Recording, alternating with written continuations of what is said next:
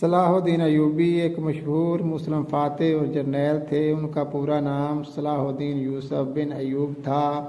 صلاح الدین کا خاندان ایک معزز کرد قبیلے سے تعلق رکھتا تھا اور اس کے افراد عموماً فوجی اور انتظامی امور میں مہارت رکھتے تھے۔ ان کے والد اور چچا دونوں فوجی سپہ سالار تھے، اس لیے صلاح الدین کی ابتدائی زندگی میں ہی ان کی فوجی تربیت اور حکمت عملی کی تعلیم کا آغاز ہو گیا تھا۔ صلاح الدین ایوبی کا بچپن موصل اور دمشق میں گزرا۔ صلاح الدین ایوبی 12ویں صدی میں صلیبی جنگوں کے دوران نمایاں ہوئے۔ وہ 1137 میں یا 1138 میں عراق کے شہر تکرت میں پیدا ہوئے اور کرد نسل سے تعلق رکھتے تھے اور اپنی زندگی کا بڑا حصہ جنگی مہمات اور اسلامی خلافت کی خدمت میں گزارا۔ ان کا خاندان فوجی اور سیاسی اثر و رسوخ رکھتا تھا اور وہ اپنی نوجوانی میں دمشق اور موصل میں تربیت پاتے رہے۔ ان کے چچا اسد الدین شیرکو اور والد نجم الدین ایوب نے ان کی فوجی اور سیاسی تربیت میں اہم کردار ادا کیا۔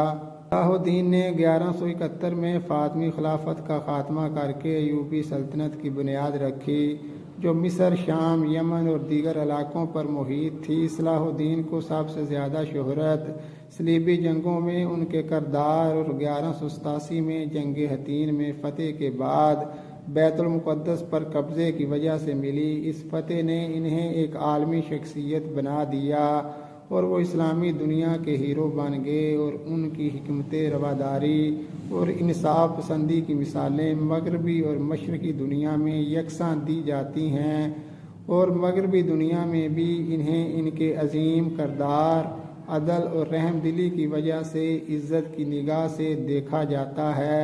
صلاح الدین ایوبی اپنی مذہبی رواداری اور دشمنوں کے ساتھ شائستہ سلوک کے لیے مشہور تھے، اور آج بھی وہ اسلامی تاریخ کے عظیم سپہ سالاروں میں شمار ہوتے ہیں۔ صلاح الدین ایوبی اسلامی تاریخ کے ایک اہم اور عظیم سپہ سالار اور فاتح تھے۔ ان کی شخصیت کی خاص بات یہ تھی کہ ان کے ساتھ بھی عدل اور رحم کا برتاؤ کرتے تھے، یہاں تک کہ ان کے مخالفین بھی ان کی شجاعت اور نیک دلی کی تعریف کرتے تھے۔ صلاح الدین ایوبی کا انتقال 1193 کو دمشق میں ہوا۔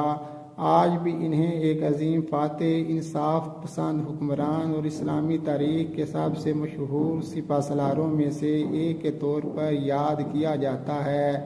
ان کی یاد آج بھی عالم اسلام میں عزت و احترام کے ساتھ زندہ ہے، خاص طور پر ان کی شجاعت اور انصاف پسندی۔